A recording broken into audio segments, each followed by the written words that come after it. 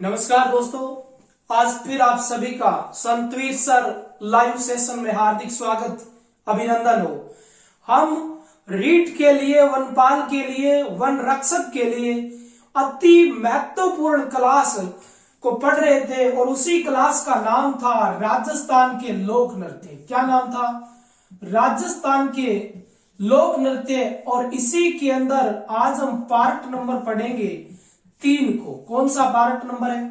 Part number 3 को पढ़ेंगे।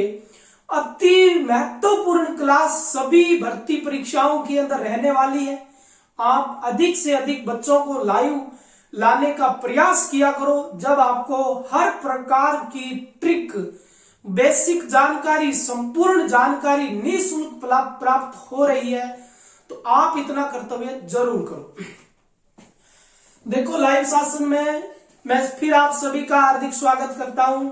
आज लोक नृत्य पार्ट नंबर 3 को लेकर मैं आपके सामने देखो सर प्रश्न कैसे पढ़ता है।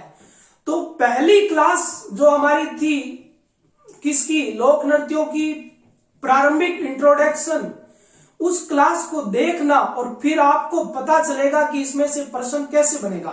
प्रश्न देखो ऐसे बनेगा कि निम्न में से कौन सा शास्त्रीय नृत्य नहीं है। ऑप्शन दे देगा कि जिसमें लय और ताल और गति पर आधारित हो, जो व्याकरण के ज्ञान पर आधारित हो, जो क्षेत्र विशेष में प्रचलन में हो, या फिर जो शास्त्रों पर आधारित हो। तो क्षेत्र विशेष पर आएगा तो वो क्षेत्रीय नृत्य होता है, लोक नृत्य होता है, तो उस पर आप टिक कर दोगे।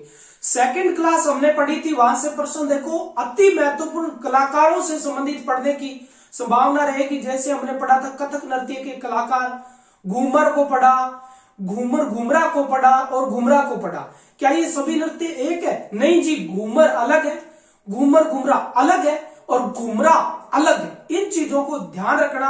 आप अपनी परीक्षा से पहले दूसरे सभी अभ्यर्थियों से अलग करोगे तो आप ही का सिलेक्शन होगा। आज देखो हम पढ़ रहे थे कड़ी धार्मिक नृत्यों की। कौन से नृत्यों की कड़ी पढ़ रहे थे? धार्मिक नृत्यों की कड़ी पढ़ रहे थे। और धार्मिक नृत्यों की कड़ी में आज हम पढ़ने जा रहे हैं बहुत ही इंपॉर्टेंट तेहरे ताली नृत्य। कौन सा? तेहरे ताली नृत्य अति महत्वपूर्ण, बहुत इंपॉर्टेंट परीक्षा में तेहरे ताली नृत्य रहने वाला है। और यह भी बताऊंगा कि किस प्रकार प्रश्न यहां से बढ़ेगा। धार्मिक नृत्य, अब देखो धार्मिक नृत्य है तेहरे ताली। क्या मैं इसे क्षेत्रीय नृत्य बोल सकता हूं? क्या बताइए आप जरा। मैं इसे क्षेत्रीय नृत्य भी बोल सकता हूं। क्यों जी? क्योंकि क्षेत्र है जैसलमेर। कौन सा क्षेत्र है? जैसलमेर। और जिस क्षेत्र में यह नृत्य किया जाता है उस क्षेत्र का नाम है जैसलमेर। तो प्रश्न आ जाए तेहरे ताली नृत्य क्या है? क्षेत्रीय भी है और धार्मिक भी है। ए व बी दोनों सही, ऐसा ध्यान रखना हो।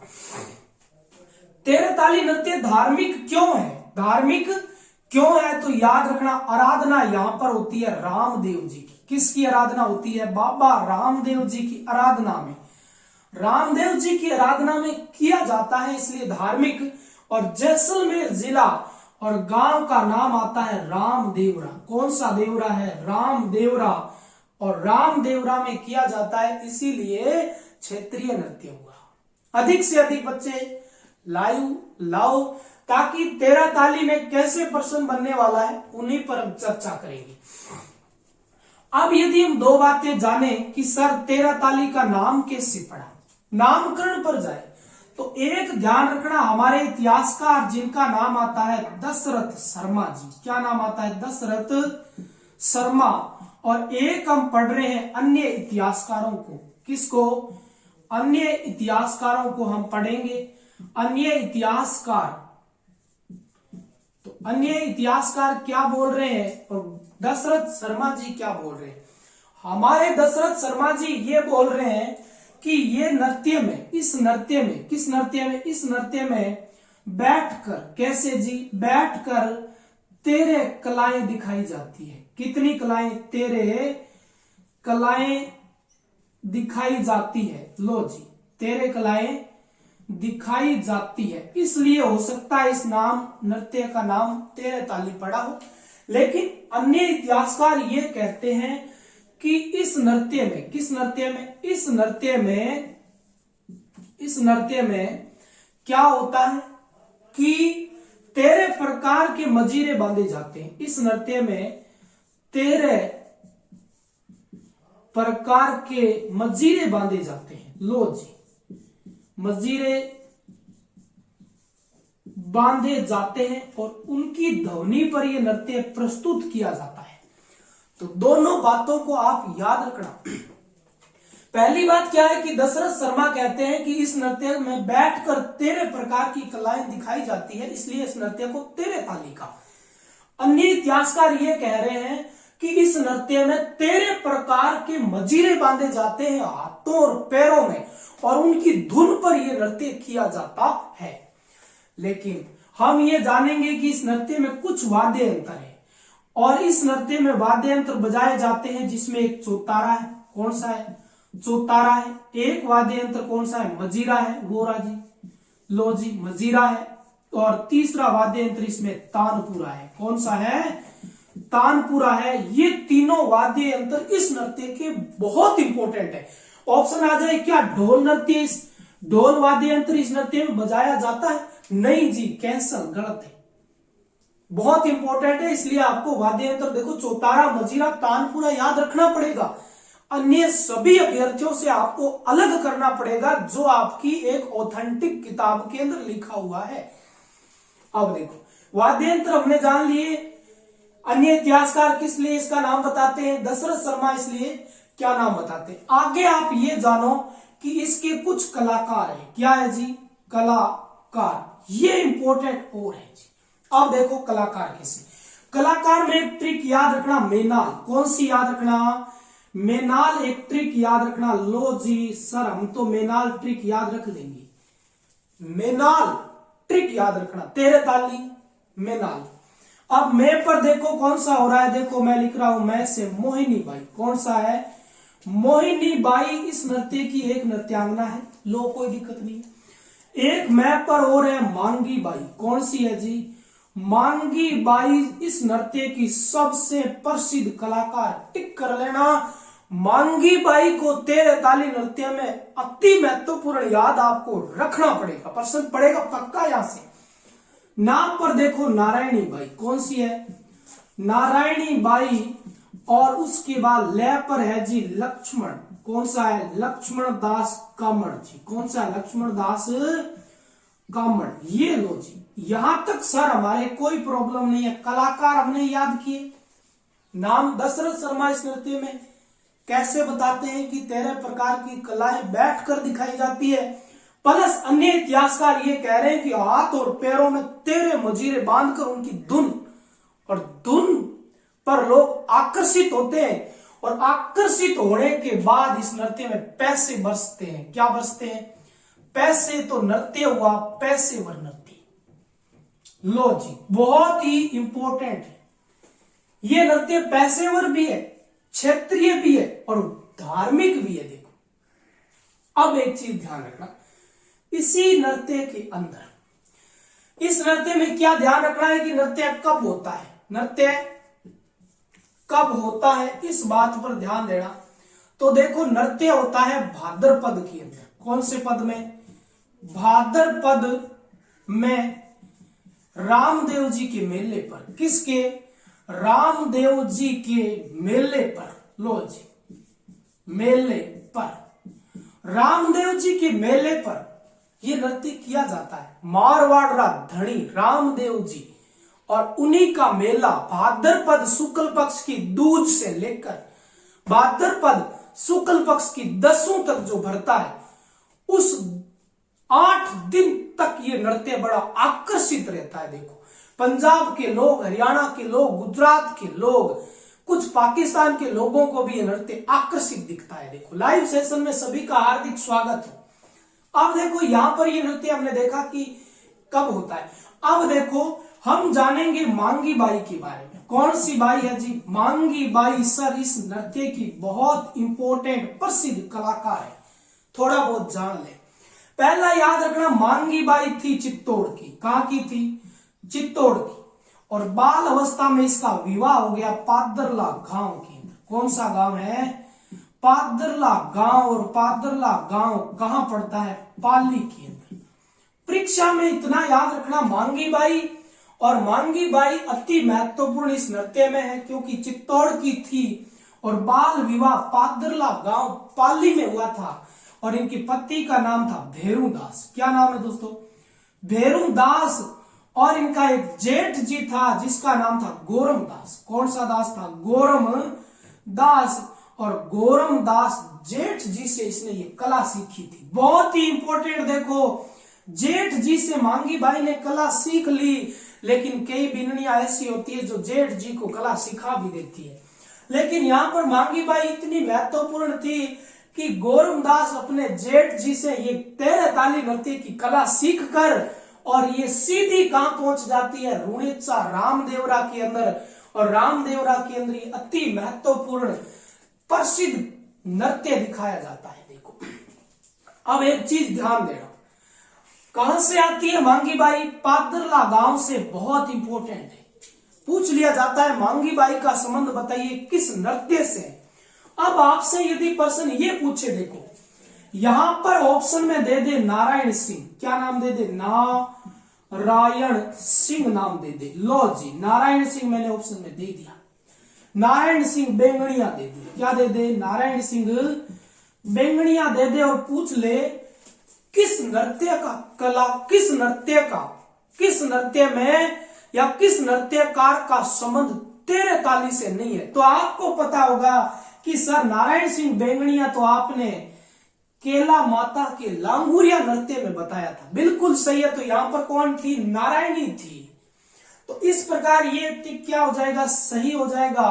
तो ये था हमारा कामड़ जाति की का नृत्य और बड़ा ही आकर्षित मारवाड़ का नृत्य। इसका स्क्रीनशॉट लो। तो हमने पढ़ा मारवाड़ के अंदर 13 ताली नृत्य, किस प्रकार इसमें वाद्य अंतर, किस प्रकार इसमें नाम धार्मिक था, पेशेवर भी था क्योंकि पैसे भी उछलते हैं, और कब किया जाता है इस पर भी हमने कुछ चर्चा की। आगे देखो, आगे एक नृत्य आता है, उस नृत्य का नाम है थाली नृत्य। कौन सा नृत्य है? थाली नृत्य। क्या सर ये थाली नृत्य भी इंपॉर्टेंट हो सकता है क्या? बिल्कुल हो सकता है। ये भी धार्मिक है। कौन सा है? ये धार्मिक नृत्य भी है और ये क्षेत्रीय नृत्य भी है। सर ये क्षेत्रीय नृत्य कैसे है ये थोड़ा सा बताओ जी।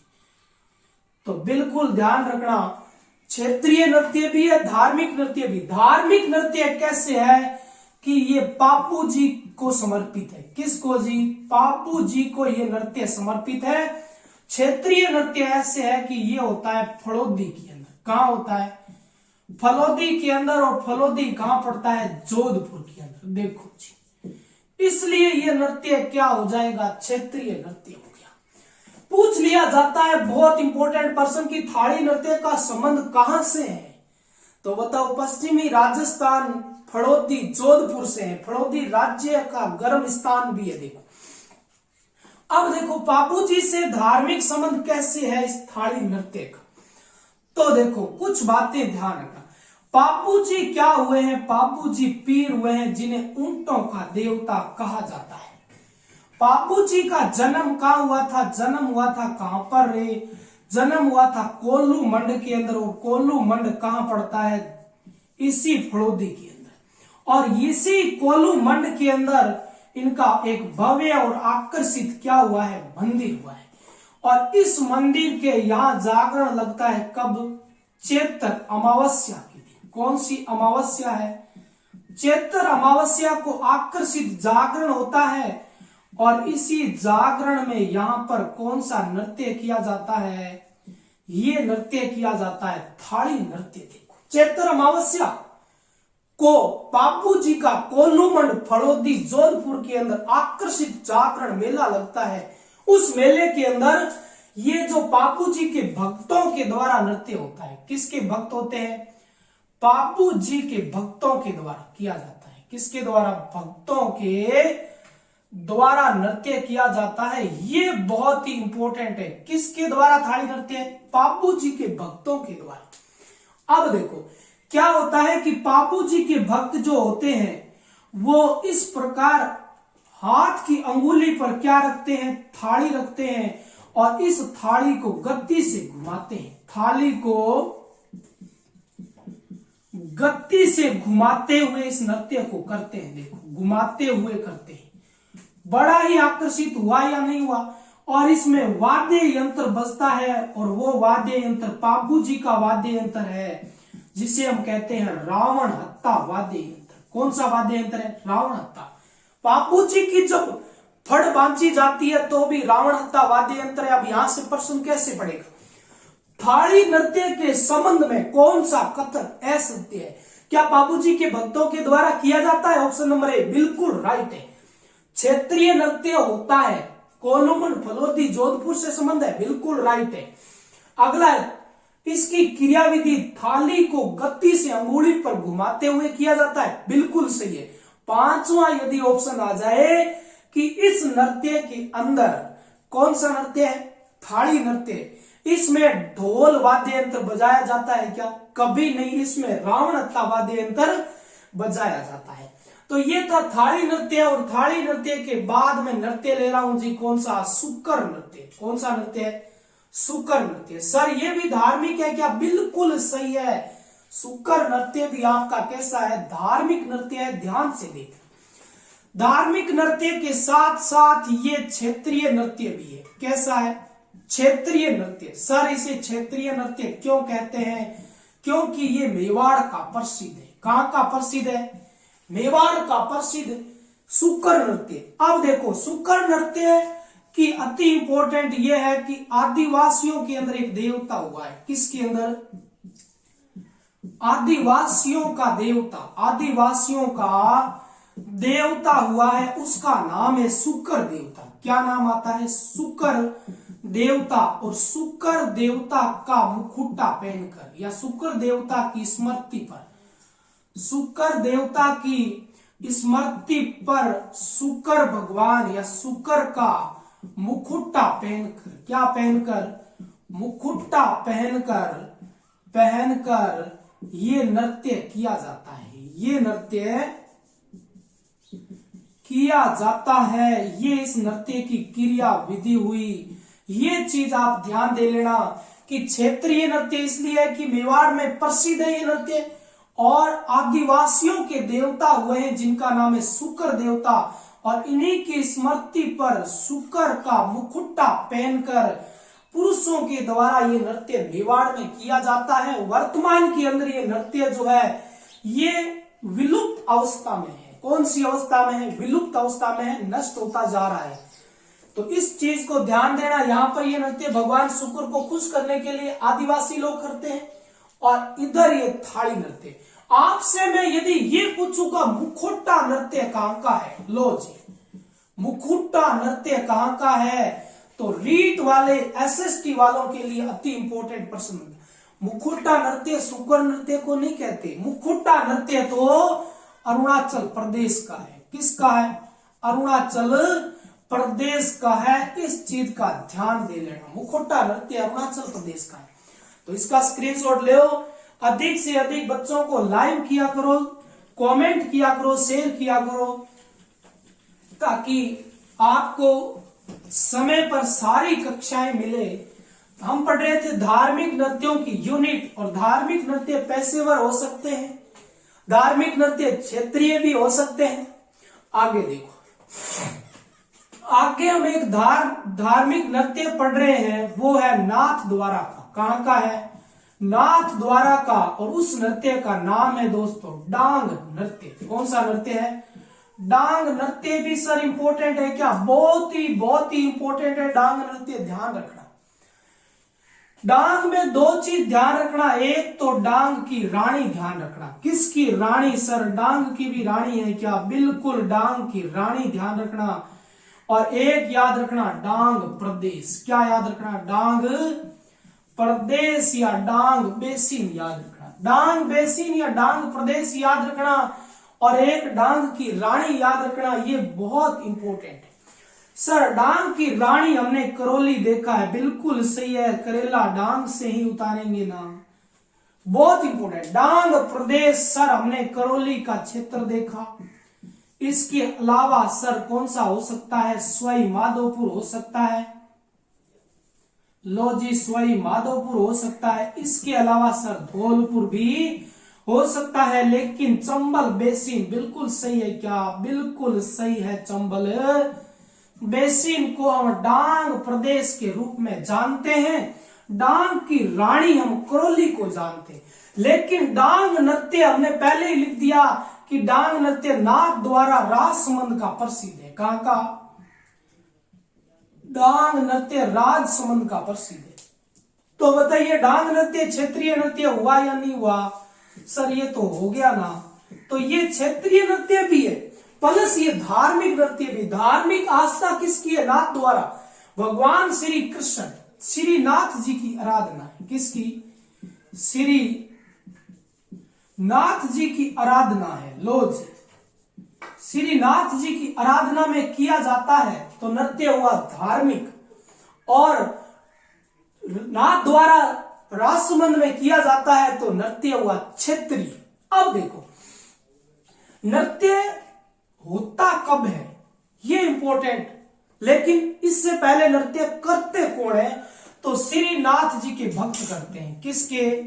श्रीनाथ जी के भक्तों के द्वारा। लो जी, श्रीनाथ जी के भक्तों द्वारा ये नृत्य होता है। जिस प्रकार बाबू जी के भक्त थाली नृत्य करते हैं, उसी प्रकार श्रीनाथ जी श्री भगवान कृष्ण के जो भक्त होते हैं वो डांग नृत्य करते हैं। सर इसकी थोड़ी सी विधि बता दो, कैसे नृत्य किया जाता है? तो देखो, ये रही इसकी विधि। ये एक अवसर आता है होली का अवसर। कौन सा अवसर होता है? होली का अवसर होता है। और विधि क्या होती है? देखो जी, विधि इसमें ये होती है कि जितने भी पुरुष होते हैं, कौन होते हैं? पुरुष श्रीनाथ जी के वस्त्र धारण करते हैं। श्रीनाथ जी के वस्त्र धारण कर नृत्य करते हैं। लो जी, वस्त्र धारण कर नृत्य करते हैं। लेकिन जितनी भी महिला इस नृत्य में होती है, महिलाएं होती है, या फिर महिलाओं के द्वारा, किनके द्वारा? महिलाओं के द्वारा राधा जी के वस्त्र धारण किए जाते हैं। राधा जी के वस्त्र धारण कर ये नृत्य किया जाता है। तो याद रखना, दोनों करते हैं तो नृत्य को हमने कह दिया गुरुजी ये तो सामूहिक नृत्य है ना। सामूहिक नृत्य को हम युगल नृत्य भी कह सकते हैं। इस चीज का ध्यान देना साथियों। तो सर इसमें वाद्य यंत्र कौन से हैं? देखो, एक तो इसमें क्या होता है? ढोल होता है। क्या होता है? ढोल। एक इसमें वाद्य यंत्र होता है थाली। क्या होता है? थाली। और दूसरा इसमें वाद्य यंत्र होता है मजीरा। कौन सा होता है? मजीरा। तो ये था हमारा डांग नृत्य नाथ द्वारा का। नाथ द्वारा में वल्लभ संप्रदाय की सबसे बड़ी पीठ श्रीनाथ जी का मंदिर है। वल्लभ संप्रदाय के लोग भगवान कृष्ण को श्रीनाथ कहते हैं और हम लोग भगवान कृष्ण को भगवान कृष्ण कहते हैं। अब देखो, नाथ द्वारा एक क्षेत्र है तो क्षेत्रीय नृत्य। डांग नृत्य है श्रीनाथ जी के भक्तों के द्वारा किया जाता है तो हुआ धार्मिक नृत्य। डांग प्रदेश ये रहा, डांग की रानी ये रहा। इस नृत्य में वाद्य यंत्र ढोलक, थाली और मजीरा होते हैं। और इस नृत्य में देखो, पुरुष क्या करते हैं कि श्रीनाथ जी के वस्त्र धारण करके और महिला राधा जी के वस्त्र धारण करके नृत्य की प्रस्तुति देते हैं। ये सामूहिक और युगल नृत्य हो गया। सामूहिक और युगल नृत्य हो गया। तो इसका स्क्रीनशॉट ले दोस्तों। तो यहां से प्रश्न कैसे पढ़ सकता है सर? देखो, यहां से ये प्रश्न पड़ेगा अति महत्वपूर्ण कि डांग नृत्य कहां का है। अधिकांश बच्चे इसके अंदर करौली, धौलपुर, सवाई माधोपुर में से उठा लेंगे, लेकिन आप मत उठाना। इस बात को ध्यान रखना कि डांग नृत्य, डांग कब बजती है? होली के दिन। और राधा और कृष्ण की होलियां बड़ी प्रसिद्ध थी। नाथ द्वारा की होली बड़ी प्रसिद्ध है। नाथ द्वारा में राधा के वस्त्र महिलाएं धारण करती है। ऐसे प्रश्न आ सकता है कि किस नृत्य में पुरुष भगवान कृष्ण के वस्त्र तथा महिलाएं राधा के वस्त्र धारण करती है? तो याद रखना, डांग नृत्य। कौन सा नृत्य है? डांग नृत्य है। तो आप अन्य अभ्यर्थियों से अलग करोगे तो सिलेक्शन की कड़ी आपके हाथ में होगी, अन्यथा जो अलग करेगा उसी के हाथ में होगा। अगला नृत्य देखो लाइव सेशन में। फिर आप सभी का हार्दिक स्वागत करता हूं, लेकिन आपसे यही हम गुजारिश करते हैं कि आप अधिक से अधिक बच्चों को लाइव लाया करो, ठीक है। अब देखो अगला नृत्य हमारा है, उसका नाम है डिग्गीपुरी का राजा नृत्य। कौन सा नृत्य है? डिग्गीपुरी का राजा नृत्य। डिग्गीपुरी का राजा, हमारा डिग्गीपुरी का राजा, ये भी क्या है? एक नृत्य है। देखो धार्मिक नृत्य क्यों है और क्षेत्रीय नृत्य भी है क्या सर? बिल्कुल राइट, ये क्षेत्रीय नृत्य भी है। कैसा नृत्य है ये एक क्षेत्रीय नृत्य भी है और ये एक धार्मिक नृत्य भी है। धार्मिक नृत्य क्यों है? देखो तो धार्मिक नृत्य इसलिए है कि ये नृत्य आराधना में किया जाता है, भगवान कल्याण जी की आराधना में। किसकी? भगवान कल्याण जी की आराधना में नृत्य होता है। तो हुआ या नहीं हुआ धार्मिक? देखो अगला देखो क्षेत्रीय नृत्य क्यों है? क्योंकि ये डिग्गी, कौन सी? डिग्गी और मालपुरा। डिग्गी मालपुरा टोंक का प्रसिद्ध है। डिग्गी मालपुरा टोंक का प्रसिद्ध होने के कारण इस नृत्य को क्षेत्रीय नृत्य कहा है। क्या कहा है? क्षेत्रीय नृत्य। तो सर कल्याण जी का उपनाम क्या है? मुस्लिम समाज के अंदर इसका एक और उपनाम है। जल्दी से कमेंट में डालना कि मुस्लिम समाज के लोग भगवान कल्याण जी को किस नाम से जानते हैं। ये प्रश्न परीक्षा में मिलेगा आपको। देखो ये मिलेगा आपको कैसे कि इसे कहते हैं कलह पीर के नाम से। कौन सा पीर है? कलह पीर। किसे कहा जाता है? तो कलह पीर भगवान कल्याण जी को किया जाता है। और भगवान कल्याण जी की आराधना में भगवान कल्याण जी के भक्तों के द्वारा डिग्गी मालपुरा के अंदर ये नृत्य किया जाता है। बड़ा ही आकर्षित नृत्य किया जाता है। अगला नृत्य यदि हम बात करें तो अगला नृत्य हम उठा लेते हैं। कौन सा? देखो सुकर हो गया, झूमर, डिग्गीपुरा। अब देखो हम नृत्य पढ़ रहे हैं ढप नृत्य। कौन सा नृत्य है? ढप नृत्य। सर ढप नृत्य तो हमने देखा है कि शेखावाटी में किया जाता है। कहाँ किया जाता है? शेखार वाटी में किया जाता है। तो बताओ शेखावाटी क्या कोई क्षेत्र नहीं है क्या? है तो बिल्कुल सही है, क्षेत्रीय नृत्य है सर। ये तो धार्मिक नृत्य कैसे हुआ अभी बता रहा हूं। देखो धार्मिक नृत्य ऐसे हुआ कि ये धार्मिक आस्था में किया जाता है, क्योंकि ये धार्मिक बसंत पंचमी के दिन किया जाता है। कौन सी पंचमी है? बसंत पंचमी। और ये बसंत पंचमी आती है माघ की शुक्ल पक्ष की पांचों को। कौन सी? शुक्ल पक्ष की पांचों को। सर ये शुक्ल पक्ष की पांचों क्या है? तो याद रखना माघ का महीना आता है ना, तब पहला पखवाड़ा कृष्ण पक्ष अंधेर पक्ष का होता है और दूसरा पखवाड़ा जो चानन पक्ष का होता है ना, जिसे शुक्ल पक्ष कहते हैं, उसकी पांचों को बसंत पंचमी। भगवान बसंत पंचमी माता सरस्वती की पूजा आराधना में ये नृत्य किया जाता है। सर ये शेखावाटी का इसमें कोई वाद्य यंत्र है क्या? बिल्कुल राइट है। एक तो आता है ढप वाद्य यंत्र। ढप कौन सा? ढप वाद्य यंत्र प्लस में आता है मजीरा। कौन सा आता है? मजीरा। ढप और मजीरा दोनों बजाए जाते हैं। तो शेखावाटी का अति महत्वपूर्ण धार्मिक बसंत पंचमी के दिन प्रश्न आएगा कि बसंत पंचमी के दिन कौन सा नृत्य किस प्रदेश में किया जाता है। तो ध्यान रखना, तैयार रहना इसके लिए। जैसे बता रहा हूं वैसे ही प्रश्न निकलने वाले हैं। देखो तो ये हुआ हमारा धार्मिक नृत्य डिग्गीपुरी का, और ये हुआ हमारा ढप नृत्य, थाली नृत्य, और हमने पढ़ लिया सुकुल नृत्य। अब देखो हम अति महत्वपूर्ण एक नृत्य पढ़ने जा रहे हैं। नृत्य का नाम है जी गुरुजी मावलिया नृत्य। कौन सा नृत्य है गुरुजी? ये तो मावलिया नृत्य दिख रहा है। बिल्कुल राइट है, मावलिया नृत्य। कैसा नृत्य? मावलिया नृत्य। सर ये मावलिया नृत्य तो हम देखते हैं कि धार्मिक नृत्य है क्या? सर ये जातीय नृत्य भी है। कैसा? जातीय नृत्य भी है। बिल्कुल राइट, ये जातीय नृत्य भी है। देखो पहला नृत्य है जो जातीय और धार्मिक दोनों है। इससे पहले धार्मिक और क्षेत्रीय में हम पढ़ रहे थे।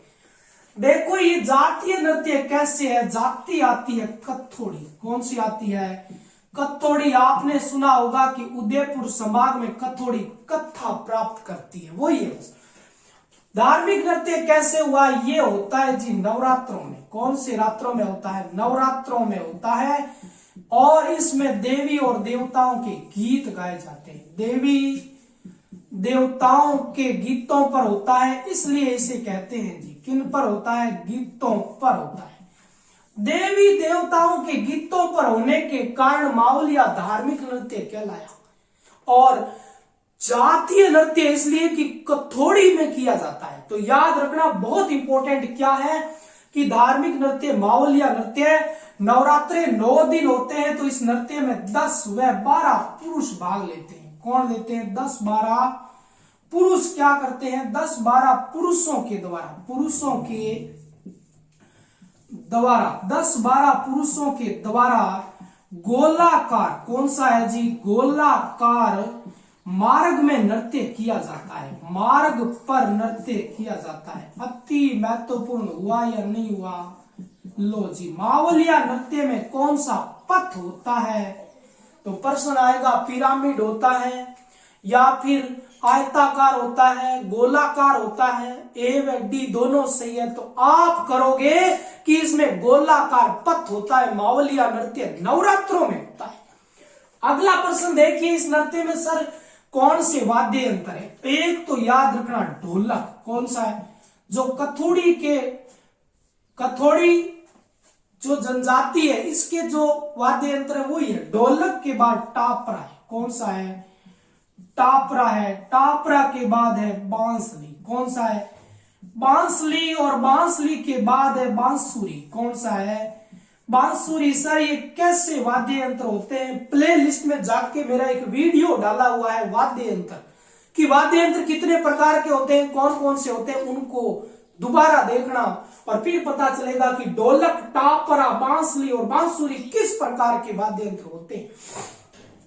सर प्रश्न कैसे उठेगा? प्रश्न उठेगा कि मावलिया नृत्य किसका है और किस अवसर पर किया जाता है? तो मावलिया नृत्य नवरात्रों में किया जाता है और 10-12 पुरुष करते हैं। देखो एक समूह होता है 10-12 पुरुषों का, उसमें नृत्य होता है। क्या सर मावलिया के अलावा कथोड़ी का देखें तो और भी नृत्य है क्या? बिल्कुल है जी, होली नृत्य। कौन सा नृत्य है?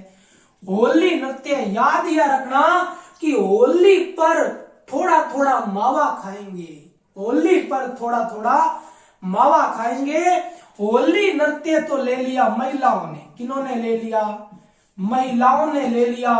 और मावलिया नृत्य कथोड़ी पुरुष ने ले लिया। महिलाएं बोली कि हम तो ये नृत्य होली के 5 दिन बाद करेंगे। तो होली के अवसर पर ये नृत्य किए जाते हैं। होली नृत्य महिलाएं होली पर करती है। महिलाएं बोली हम भी 10 व 12 महिलाएं समूह में ही नृत्य करेंगे। कैसे करेंगे?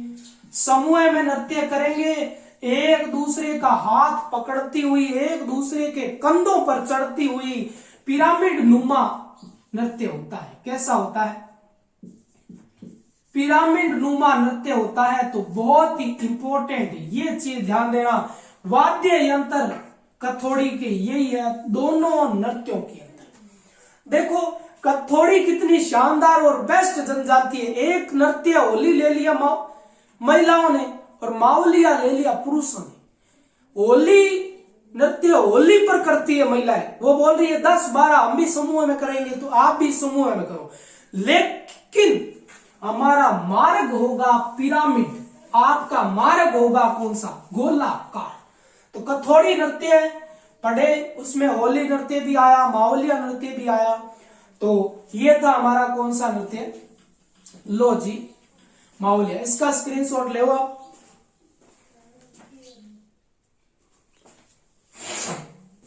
तो इसका स्क्रीनशॉट लिया होगा। होली नृत्य पिरामिड नुमा आकृति में होता है। मावलिया नृत्य जो होता है वो गोलाकार पथ पर होता है। अगला नृत्य एक और आ रहा है, वो भी धार्मिक नृत्य। सर गोगा नृत्य करवा दो। कौन सा करवा दो? गोगा नृत्य। याद रखना गोगा नृत्य धार्मिक नृत्य है। गोगा नृत्य एक धार्मिक नृत्य ही है। क्षेत्रीय नृत्य नहीं है, सिर्फ धार्मिक नृत्य है। गोगा नृत्य सर धार्मिक नृत्य कैसे है? गोगा नवमी पर होता है। कब होता है ये? गोगा नवमी पर होता है। तो बताइए जी, गोगा नवमी कब आती है? तो याद रखना भाद्र पद में आती है। कौन से पद में आती है?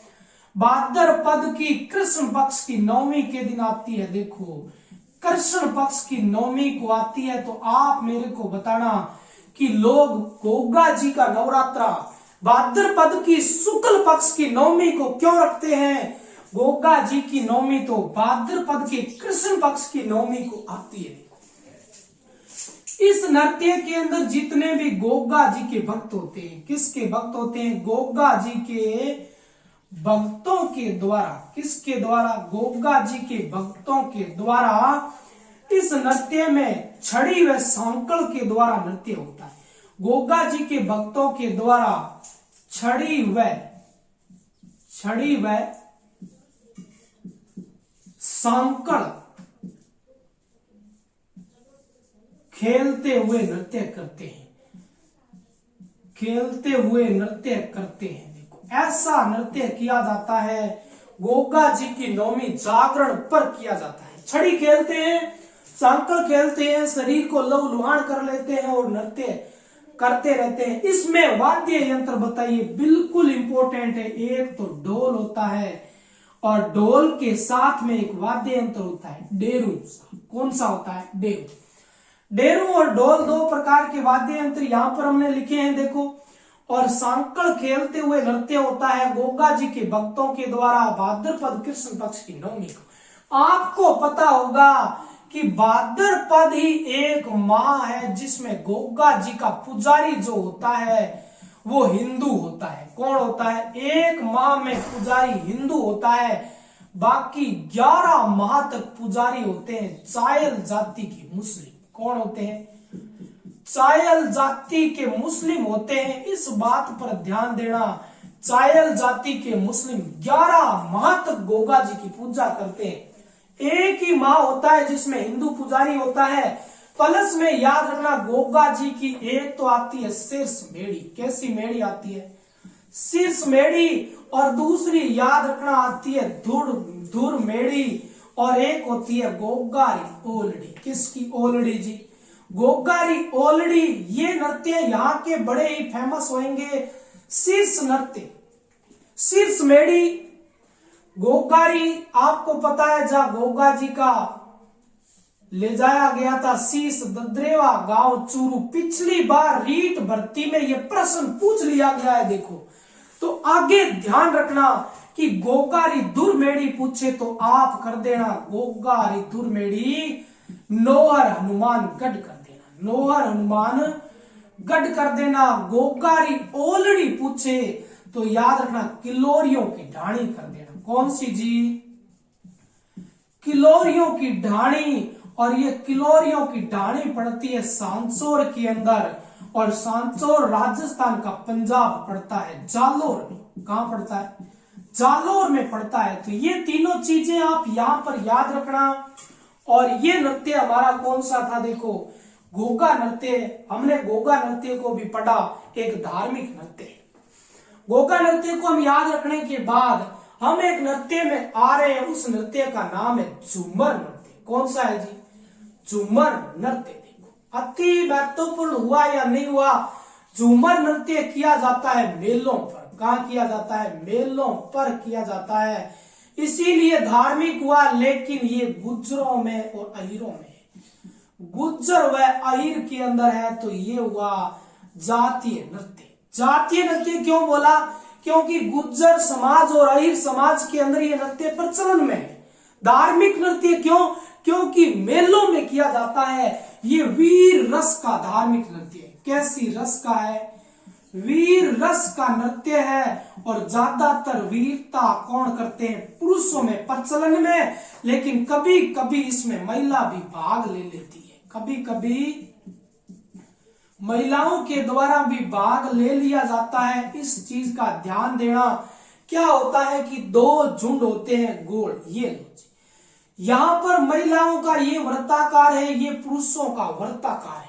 मेले में क्या होता है कि पुरुष और ये महिला समूह के अंदर गीत गाते रहते हैं, गीत गाते हैं, गीत गाते हैं और बजाते हैं, गाते और बजाते हैं। इसमें से एक पुरुष उठेगा, लो जी, इधर से एक महिला उठेगी और ये बड़े ही आकर्षित नृत्य दिखाएगी। उसी नृत्य को झूमर नृत्य कहा जाता है। गुज्जर अहीर में आज भी प्रचलन है। देखो, मर जाते हैं पुरुष, मर जाते हैं पुरुष अपने धर्म के लिए, अपने धर्म के लिए धार्मिक नृत्य है, अपने धर्म के लिए, क्योंकि बड़े ही वीर होते हैं। क्या होते हैं? बड़े ही वीर।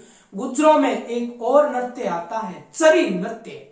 आज के लाइव सेशन में आप सभी का जय हिंद और जय भारत कहते हैं और इसी के साथ क्लास को समाप्त करते हैं। लेकिन अधिक से अधिक क्लास को शेयर किया करो। ठीक दोस्तों।